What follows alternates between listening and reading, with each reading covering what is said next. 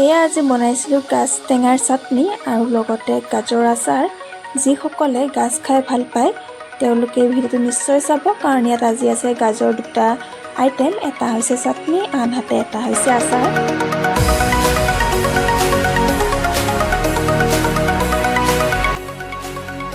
নমস্কাৰ, স্বাগতম জনাইছোঁ আপোনালোক সকলোকে মোৰ অন্য এটি ভিডিঅ'লৈ।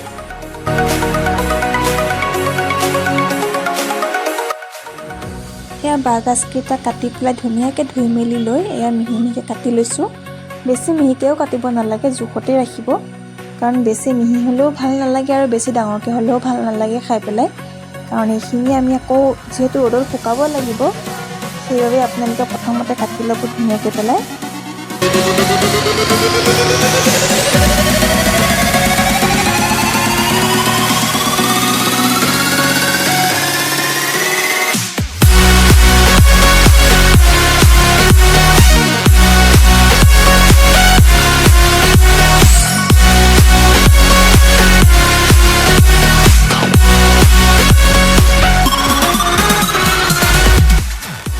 এয়া দেখিছেই নহয়, ধুনীয়াকৈ কাটি ল'লোঁ।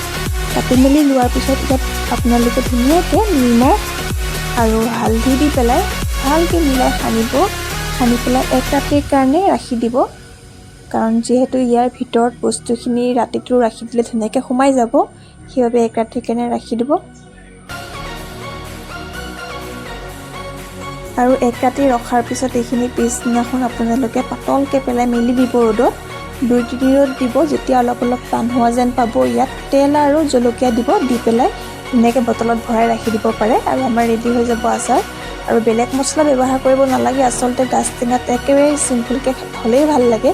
আৰু যিহেতু মছলাটো ইমান ভালো নহয়, সেইবাবে মই একদম চিম্পুলকৈ পেলাই বনাইছোঁ। আপোনালোকে মছলা দিলেও দিব পাৰে, কোনো কথা নাই, কিন্তু মই ইয়াত কোনো ধৰণৰ মছলাই ব্যৱহাৰ কৰা নাই।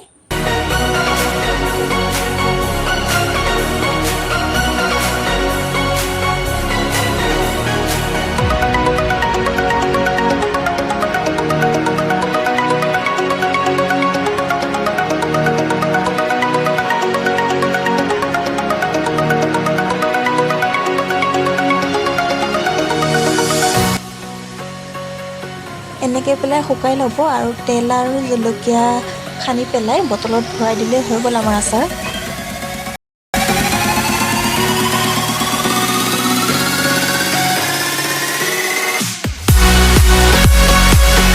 গাজ টেঙাৰ চাটনিৰ বাবে আপোনালোকে গাজখিনি মিহি মিহিকৈ ৰুকি পেলাই বটলত ভৰাই থ'ব 3-4 দিন কাৰণে পানী দি।